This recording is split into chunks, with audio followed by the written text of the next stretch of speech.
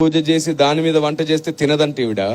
అదే నిజమైతే రైతు భూమి పూజ చేసే వరి పండిస్తున్నప్పుడు నువ్వేం తినకూడదు? మరి తినేస్తున్నావే.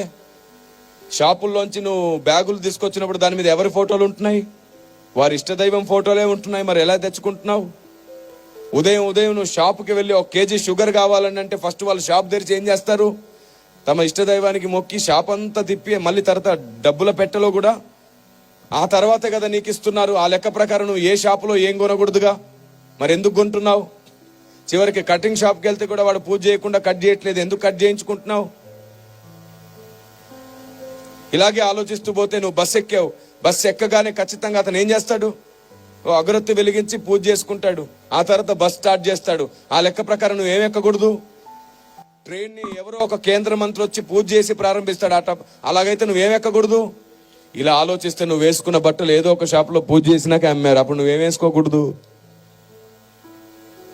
చూసారా? ఈ వీచే గాలి ఉంది చూసారు. ఈ గాలిని హైందవ సహోదరులు వాయుదేవుడా అని మొక్కుతారు. అప్పుడు నువ్వు ఏం పీల్చకూడదు.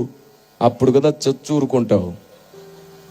బుద్ధి లేని లాజిక్లన్నీ పెట్టి క్రైస్తవ్యాన్ని ఇంకా వ్యతిరేకంగా శత్రువులుగా మార్చేస్తారా? సువార్తకి ఇంకా ఆటంకంగా నిలబడతారా?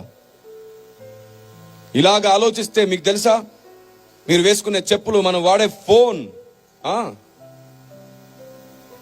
చివరికి నా చేతిలో ఉన్న మైక్, ఇక్కడ ఉన్న బాక్స్, ఇక్కడ ఉన్నటువంటి వాయిద్యాలు, మీరు వేసుకున్న కళ్ళజోళ్ళు, మీరు కూర్చున్న కుర్చీలు, అన్ని ఆయా షాపుల్లో ఆయా డీలర్స్, చివరికి కార్లు కూడా వాళ్ళు పూజ చేసి వాళ్ళ షోరూంలో అమ్ముతున్నారు.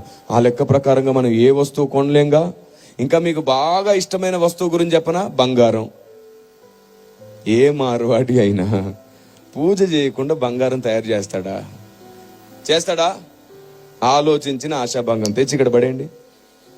పాస్టర్లు అందరూ కలిసి మళ్ళీ ఇదే కొత్త సంవత్సరం ఇంకా పెద్ద సభ పెడతారు. అప్పుడు మొత్తం మండలం వచ్చి సువార్త వింటారు. ఇక్కడ ఏంటి బంగారం చూద్దాం, వేయగలరా? అమ్మో, ఇది నా బంగారం, పూజ చేసిన బంగారంగా. మరి ఇలా ఉంటుంది. చాలండి, ఇంకెంతకాలం ఈ అజ్ఞానం చెప్పండి. అందుకే మనకి ఏదైనా గొప్పగా అనిపిస్తే పరిగెత్తొద్దు. మోకరించి దేవుణ్ణి అడగండి, ఇది కరెక్టేనా ప్రభు అని. మన జ్ఞానానికి పరిధి ఉంది. ఆయన జ్ఞానం అమితమైనది. ఆమేన్. అనంత జ్ఞాని ఆయన.